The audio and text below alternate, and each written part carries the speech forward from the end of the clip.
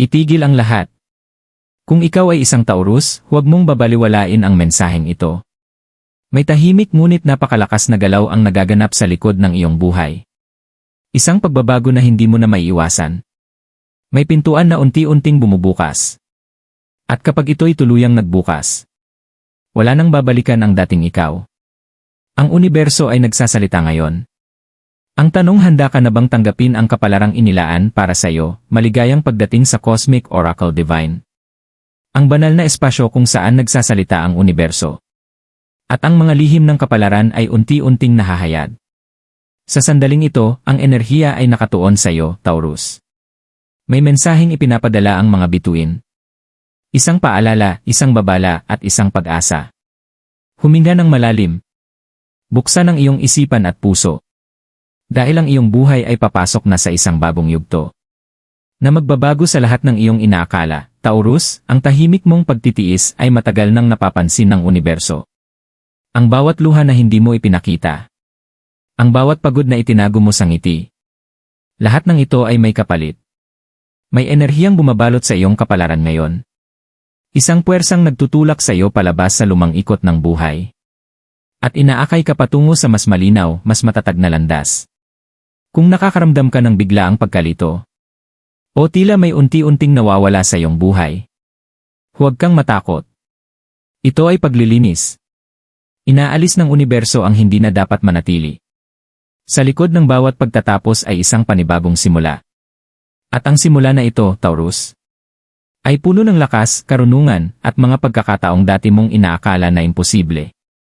Makinig sa iyong intuition. Ito ang magiging gabay mo. Huwag mong labanan ang pagbabago. Sapagkat dito nagsisimula ang tunay mong pag-angat. Taurus, may sandali sa buhay na ang katahimikan ay mas malakas pa kaysa sa sigaw. Ito ang sandaling iyon. Kung pakiramdam mo ay parang may humihila sa iyong damdamin. Na tila may bumibigat sa iyong dibdib ng walang malinaw na dahilan. Huwag mo itong isantabi. Ang universo ay hindi kailanman kumikilos ng walang layunin. Kapag may bagay na unti-unting nawawala sa iyong buhay, ito ay hindi parusa. Ito ay proteksyon. May mga tao, sitwasyon, at pangarap na hindi na nakaayon sa bagong direksyong inihahanda para sa iyo. Kaya ngayon, ang universo mismo ang nag-aalis sa kanila. Maaaring masakit. Maaaring nakakalito. Ngunit tandaan mo ito, Taurus. Ang sakit na ito ay pansamantala. Ang biyayang kapalit nito ay pangmatagalan. Ikaw ay nasa yugto ng muling paghubog. Ang dating ikaw. Ang laging nagbibigay ngunit nakakalimutang alagaan ang sarili.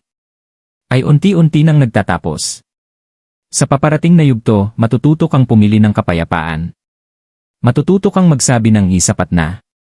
At higit sa lahat, matututo kang tanggapin ang mga biyayang dati mong tinatanggihan. Dahil sa takot o pag-aalinlangan. May pinto ng oportunidad na dahan-dahang bumubukas. Hindi ito minamadali ng universo.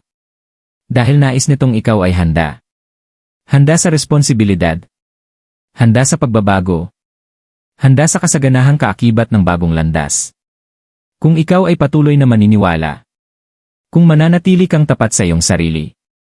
Ang mga sagot na matagal mong hinihintay ay kusa ng lalapit sa iyo.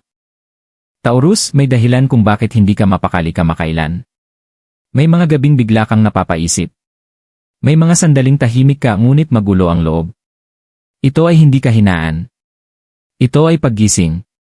Ang universo ay dahan-dahang binubuksan ang iyong kamalayan.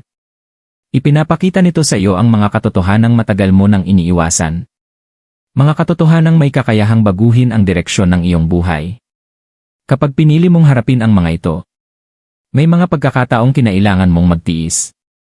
Dahil inakala mong iyon ang tama. May mga panahong pinili mong manahimik. Kahit nasasaktan ka na. Ngunit Taurus, hindi ka nilikha upang laging magdala ng bigat ng mundo. Ngayon, hinihiling ng universo na bitawan mo ang mga takot na matagal nang nakakadena sa iyo. Takot sa pagkabigo. Takot sa pagbabago. Takot na baka kapag pinili mo ang sarili mo, may mawala sa iyong buhay. Ngunit pakinggan mo ito. Ang mawawala lamang ay ang mga bagay na hindi kailanman nakalaan para sa iyo. Sa sandaling piliin mong magtiwala, magsisimulang umayon ang lahat. Ang mga pintuang dati sarado ay kusa ng magbubukas.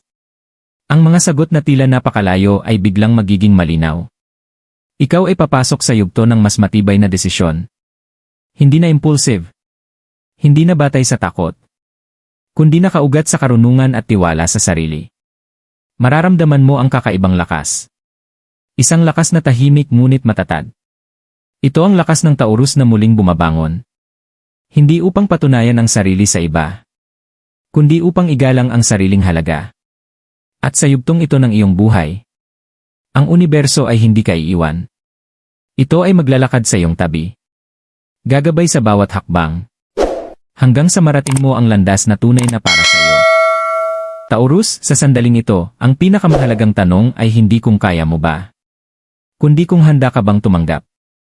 Handa ka bang bitawan ang lumang bersyon ng iyong sarili, na palaging inuuna ang iba, ngunit nakakalimutan ang sariling halaga? Handa ka bang paniwalaan na ang mga biyayang paparating ay hindi aksidente, kundi gantimpala sa lahat ng iyong tiniis? Ang universo ay hindi nagkakamali. Kung ikaw ay narito, kung naririnig mo ang mensaheng ito ay dahil ikaw ay pinipili. Pinipili kang iangat. Pinipili kang palayain mula sa mga tanikalang hindi mo nakikita.